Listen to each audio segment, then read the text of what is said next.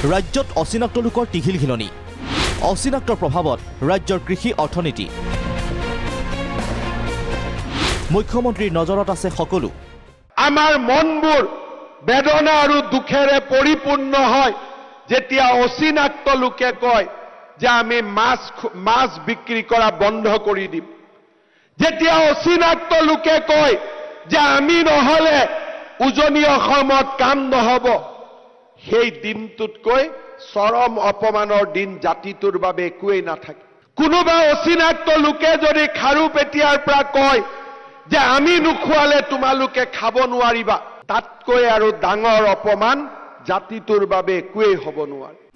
শহীদ দিৱসত মুখ্যমন্ত্ৰীৰ লক্ষ্য ৰাজ্যৰ দুটা বিশেষ স্থান খাৰুপেটীয়া দলগাঁও অচিনাক্ত লোকৰ বিচৰণ ক্ষেত্ৰ খাৰুপেটীয়া দলগাঁও সেয়া যে মুখ্যমন্ত্ৰীৰ তীক্ষ্ণ নজৰত আছে সেই কথা বিদেশী বিতৰণৰ বাবে আত্মাহুতি দিয়া শহীদক স্মৰণ কৰি স্পষ্ট কৰি দিলে হিমন্ত বিশ্ব শৰ্মাই অসমীয়াই বছৰৰ বাবে প্ৰয়োজনীয় নিজৰ খাদ্য নিজৰ ঘৰৰ বাৰীত উৎপন্ন কৰিছিল দলগাঁও খাৰুপেটীয়াৰ পৰা অহা আলু তাৰ দাম কিমান হ'ব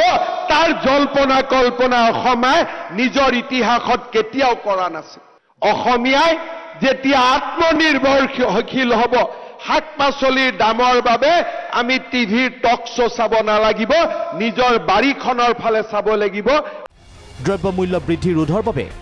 খাৰুপেটীয়া দলগাঁও নিৰ্ভৰশীলতা ত্যাগৰ আহ্বান জনাই মুখ্যমন্ত্ৰীয়ে যেতিয়া অসমীয়াই পণ ল'ব যে মোৰ খেতি পথাৰ এটা দিনৰ বাবেও খালী নাথাকে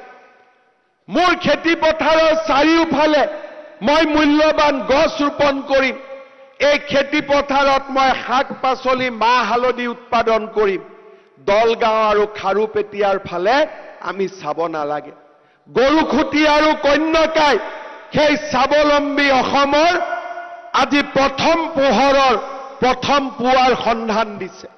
জামুগুৰি হাটত শহীদ দিৱসৰ কাৰ্যসূচীত অংশ লৈ অসম আন্দোলনৰ অমৰ মৃতকলৈ শ্ৰদ্ধা জ্ঞাপন কৰি আৱেগিক ভাষণেৰে জাতিটোক পৰমুখা পেশিতা ত্যাগৰ আহ্বান জনালে হিমন্ত বিশ্ব শৰ্মাই